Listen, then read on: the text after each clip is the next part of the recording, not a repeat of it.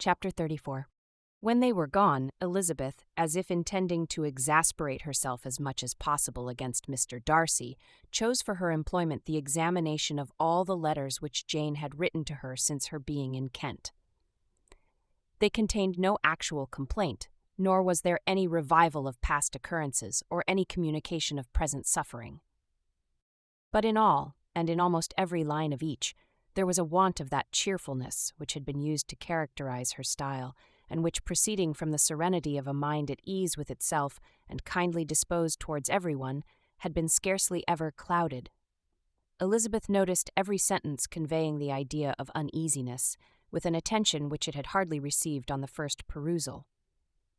Mr. Darcy's shameful boast of what misery he had been able to inflict gave her a keener sense of her sister's sufferings. It was some consolation to think that his visit to Rosings was to end on the day after the next, and a still greater that in less than a fortnight she should herself be with Jane again, and enabled to contribute to the recovery of her spirits by all that affection could do. She could not think of Darcy's leaving Kent without remembering that his cousin was to go with him, but Colonel Fitzwilliam had made it clear that he had no intentions at all, and agreeable as he was, she did not mean to be unhappy about him. While settling this point, she was suddenly roused by the sound of the doorbell, and her spirits were a little fluttered by the idea of its being Colonel Fitzwilliam himself, who had once before called late in the evening, and might now come to inquire particularly after her. But this idea was soon banished, and her spirits were very differently affected, when, to her utter amazement, she saw Mr. Darcy walk into the room. In a hurried manner, he immediately began an inquiry after her health, imputing his visit to a wish of hearing that she were better. She answered him with cold civility. He sat down for a few moments, and then getting up, walked about the room. Elizabeth was surprised, but said not a word. After a silence of several minutes, he came towards her in an agitated manner, and thus began, "In vain have I struggled. It will not do. My feelings will not be repressed. You must allow me to tell you how ardently I admire and love you." Elizabeth's astonishment was beyond expression. She stared, colored, doubted, and was silent. This he considered sufficient encouragement, and the avowal of all that he felt and had long felt for her immediately followed. He spoke well, but there were feelings besides those of the heart to be detailed, and he was not more eloquent on the subject of tenderness than of pride. His sense of her inferiority, of its being a degradation, of the family obstacles which judgment had always opposed to inclination, were dwelt on with a warmth which seemed due to the consequence he was wounding, but was very unlikely to recommend his suit. In spite of her deeply rooted dislike, she could not be insensible to the compliment of such a man's affection, and though her intentions did not vary for an instant, she was at first sorry for the pain he was to receive, till roused to resentment by his subsequent language, she lost all compassion in anger. She tried, however, to compose herself to answer him with patience, when he should have done. He concluded with representing to her the strength of that attachment, which in spite of all his endeavors, he had found impossible to conquer, and with expressing his hope that it would now be rewarded by her acceptance of his hand. As he said this, she could easily see that he had no doubt of a favorable answer. He spoke of apprehension and anxiety, but his countenance expressed real security. Such a circumstance could only exasperate farther, and when he ceased, the color rose into her cheeks, and she said, "In such cases as this, it is, I believe, the established mode to express a sense of obligation for the sentiments avowed, however unequally they may be returned. It is natural that obligation should be felt, and if I could feel gratitude, I would now thank you. But I cannot. I have never desired your good opinion, and you have certainly bestowed it most unwillingly. I am sorry to have occasioned pain to anyone. It has been most unconsciously done, however, and I hope will be of short duration. The feelings which you tell me have long prevented the acknowledgment of your regard can have little difficulty in overcoming it after this explanation." Mr. Darcy, who was leaning against the mantelpiece with his eyes fixed on her face, seemed to catch her words with no less resentment than surprise. His complexion became pale with anger, and the disturbance of his mind was visible in every feature. He was struggling for the appearance of composure, and would not open his lips till he believed himself to have attained it. The pause was to Elizabeth's feelings dreadful. At length, in a voice of forced calmness, he said, "And this is all the reply which I am to have the honor of expecting. I might, perhaps, wish to be informed why, with so little endeavor at civility, I am thus rejected. But it is of small importance." "I might as well inquire," replied she, "why, with so evident a design of offending and insulting me, you chose to tell me that you liked me against your will, against your reason, and even against your character? Was not this some excuse for incivility, if I was uncivil? But I have other provocations. You know I have.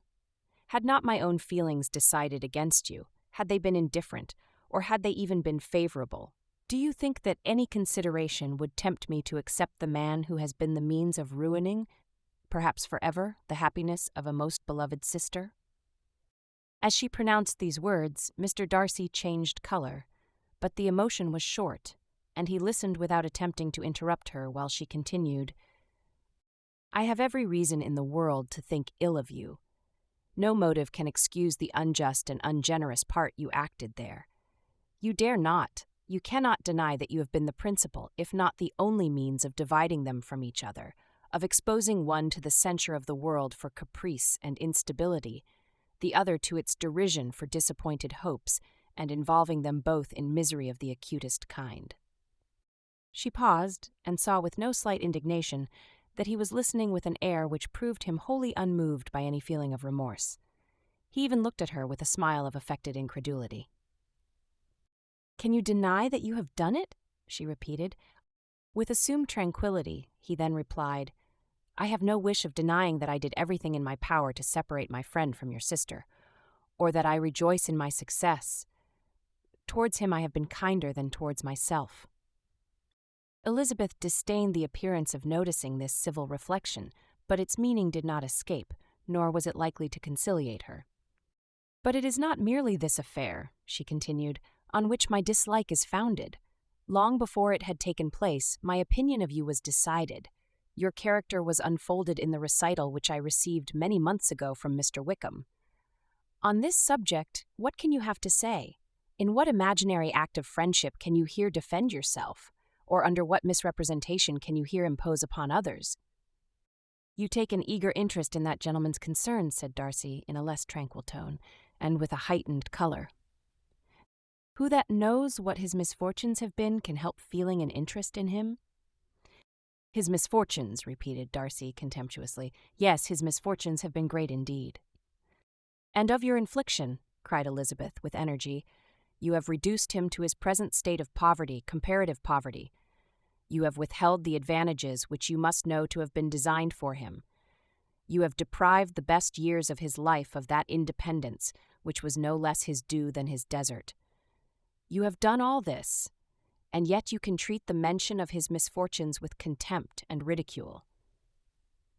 "And this," cried Darcy, as he walked with quick steps across the room, "is your opinion of me. This is the estimation in which you hold me. I thank you for explaining it so fully. My faults, according to this calculation, are heavy indeed. But, perhaps," added he, stopping in his walk and turning towards her, "these offenses might have been overlooked, had not your pride been hurt by my honest confession of the scruples that had long prevented my forming any serious design. These bitter accusations might have been suppressed, had I, with greater policy, concealed my struggles, and flattered you into the belief of my being impelled by unqualified, unalloyed inclination, by reason, by reflection, by everything. But disguise of every sort is my abhorrence. Nor am I ashamed of the feelings I related. They were natural and just. Could you expect me to rejoice in the inferiority of your connections, to congratulate myself on the hope of relations whose condition in life is so decidedly beneath my own?" Elizabeth felt herself growing more angry every moment, yet she tried to the utmost to speak with composure when she said, "You are mistaken, Mr. Darcy, if you suppose that the mode of your declaration affected me in any other way than as it spared me the concern which I might have felt in refusing you had you behaved in a more gentlemanlike manner." She saw him start at this, But he said nothing, and she continued, "You could not have made me the offer of your hand in any possible way that would have tempted me to accept it."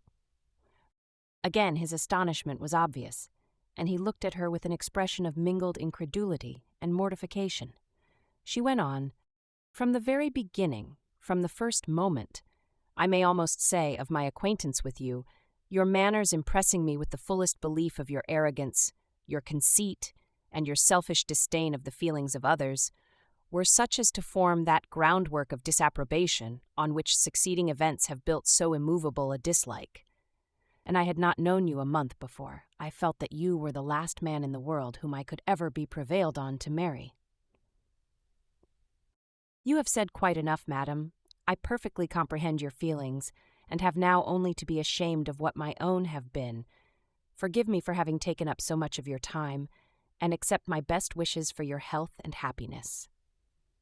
And with these words he hastily left the room, and Elizabeth heard him the next moment open the front door and quit the house. The tumult of her mind was now painfully great. She knew not how to support herself, and from actual weakness sat down and cried for half an hour.